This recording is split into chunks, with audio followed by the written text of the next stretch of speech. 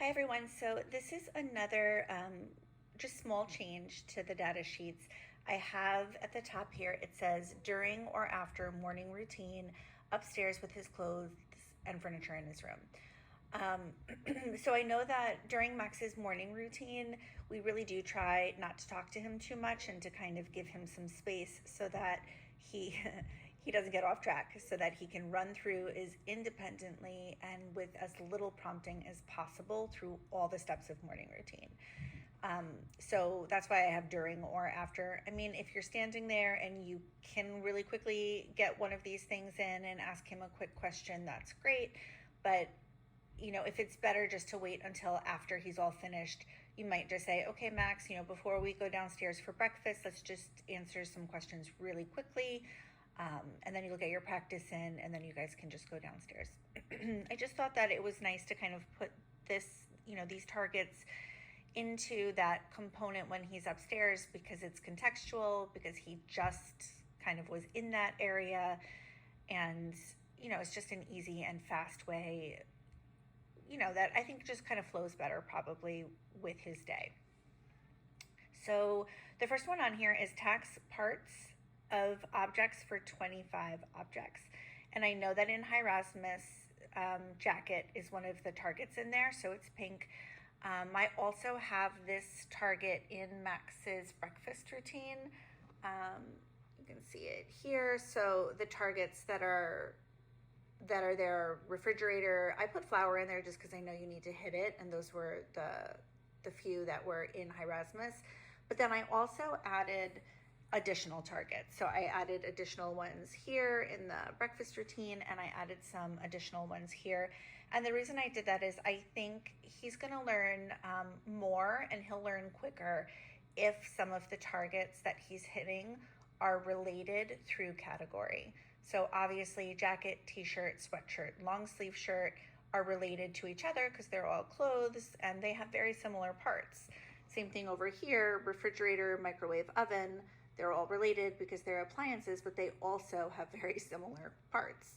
So like here, after you get your data, so you would just pull a jacket from his closet, you would pull a t-shirt, sweatshirt, long sleeve shirt, and you would just say whatever your SD for that is. I'm not sure exactly how you say it, but Max, tell me the parts of a jacket, tell me the parts of a t-shirt. And then once you've collected your data, then you can take some time. I don't have like a specific activity, but really I would just take a few minutes to really go over the different parts and really not only telling him what the parts are, but pointing out the similarities. So Max, look, a jacket, a t-shirt, a sweatshirt, a long sleeve shirt, they all have sleeves. What do they have? You can have him repeat it. They all have sleeves. Show me the sleeves, Max. You can have him touch the sleeves, point to the sleeves. You can have him touch the sleeves on his own shirt, on your shirt, and then point out the neck hole, the body. You might also, during that little block, just take a few minutes and be like, okay, so now we said the parts that are the same. Let's talk about how some of these things are different. How are the sleeves on a t-shirt different than a sweatshirt and a long sleeve shirt? Oh, because they're shorter. So these sleeves are long and these sleeves are short. But Max, they all have sleeves. And that's where you have opportunities to get that repetitive language in. You'll give him a couple of opportunities to repeat after you. I do think that him saying it is important, even though, for certain things, so like for here, he is tacting, so he is naming the parts. For other things, for other activities, I know that he's just pointing or he's just showing you, but I still think that act of saying it and verbalizing it himself is helpful, even though that might not be what you're collecting data on. Okay, so once you're finished with that, the next one is tax furniture. So I know that at one point, Max, I think, was finding furniture throughout the house. So for this, you can start with tacting, or if you guys think that it is better for him to find or show you instead, please just let me know, leave me a note, or go right into the data sheets and change it up. You can change and change the SD, change this to more of a I think you guys use responding. So in speech, we call it receptive or expressive. So receptive would be him pointing, expressive would be him naming. If you want to start somewhere different, just change it up, no big deal. But for now, I have that he'll name it. So you might say, Max, what is this? You would point to his nightstand. Max, what is this? And point to his TV stand. And then on your way downstairs, you can walk into one of his brother's rooms and say, Max, what is this? And he'll have to tell you. And then I would just take some time, because tacting furniture and then tacting parts of objects down here, they're going to go together. So he's naming the furniture, and then he's going to go through and name the parts.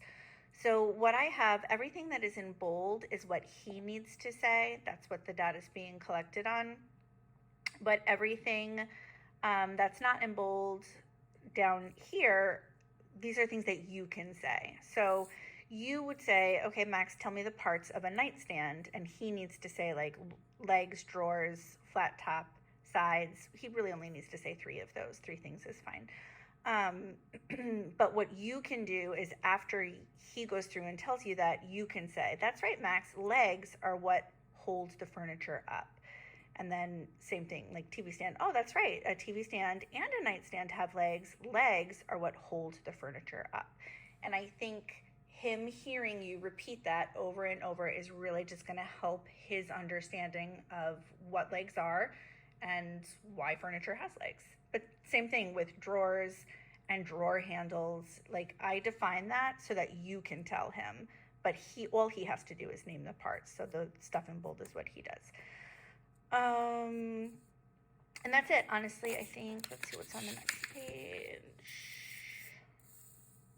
Oh, and then text categories. So while you're up there, you can really quickly say, okay, Max, so we just looked at your nightstand. We just looked at the dressers and whatever else. What else was there? We just looked at the TV stand.